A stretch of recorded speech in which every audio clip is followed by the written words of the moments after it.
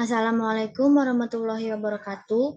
Kami dari kelompok 4 yang beranggotakan Amanda Aturaini Maulana, Azhara Kania Hadi, dan Febianti akan mempresentasikan materi yang berjudul Siklus Buku Besar dan Pelaporan. Materi pertama akan dibacakan oleh Amanda Aturaini.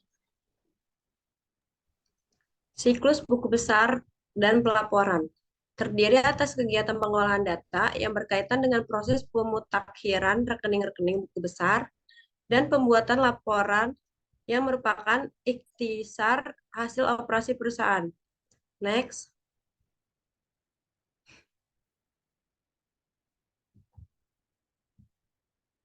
Sumber informasi siklus buku besar dan pelaporan. Yang pertama, informasi tentang transaksi reguler. Yang kedua, informasi tentang kegiatan investasi dan pendanaan.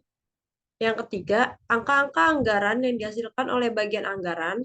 Yang keempat, penyesuaian yang dihasilkan oleh bagian akuntansi. Next. Aktivitas-aktivitas siklus buku besar dan laporan. Yang pertama itu, pemutakhiran rekening buku besar. Yang kedua, pembukuan transaksi penyesuaian.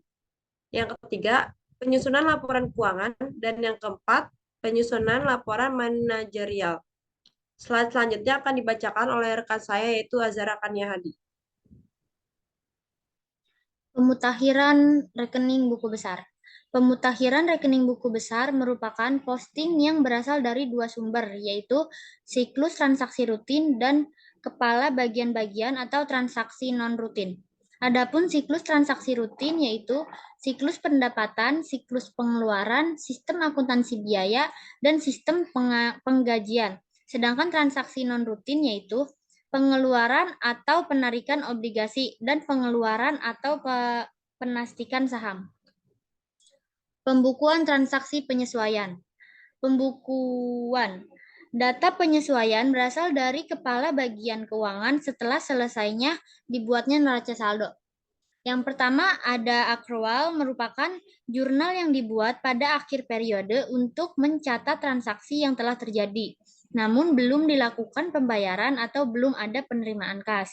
Yang kedua, deferrals, merupakan jurnal yang dibuat pada akhir periode untuk mencatat transaksi perubahan status kas yang telah diterima atau dibayarkan sebelum jasa diberikan atau diterima.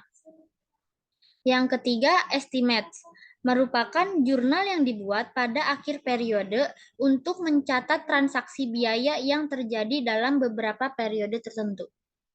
Yang keempat ada revolution, merupakan jurnal yang dibuat pada akhir periode untuk mencatat selisih antara angka yang tercatat dan angka dari hasil perhitungan fisik aktiva. Yang terakhir ada correction. Correction merupakan jurnal yang dibuat pada akhir periode untuk mencatat koreksi kesalahan dalam rekening-rekening buku besar. Selanjutnya akan dibacakan oleh Febianti. Penyusunan laporan keuangan. Yang pertama itu laporan laba rugi.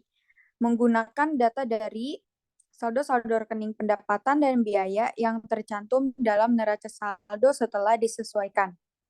Yang kedua ada neraca. Ada dua alternatif yang dilakukan. Yang pertama itu menyusun terlebih dahulu laporan perubahan modal, kemudian menyusun neraca dengan menggunakan data pada neraca saldo. Setelah disesuaikan, ditambahkan data dari laporan modal. Yang kedua ada penutup buku dan menyusun neraca. Dan yang ketiga, laporan arus kas. Laporan ini disusun dengan menggunakan data dari neraca dan laba rugi yang ditambah informasi mengenai kegiatan pendanaan dan investasi. Selanjutnya, penyusunan laporan manajerial.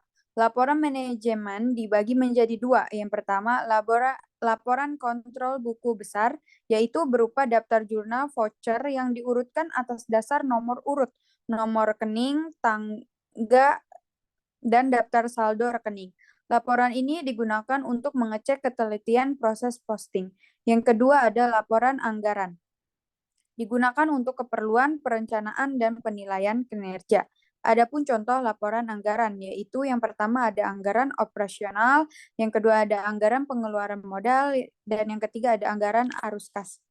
Selanjutnya, peluang dan pemanfaatan teknologi informasi. Yang pertama itu ada ketepatan waktu, pemutakhiran buku besar, yang kedua ada proses penutupan buku bulanan, dan yang terakhir pembuatan laporan keuangan. Sekian dari kelompok kami. Wassalamualaikum warahmatullahi wabarakatuh.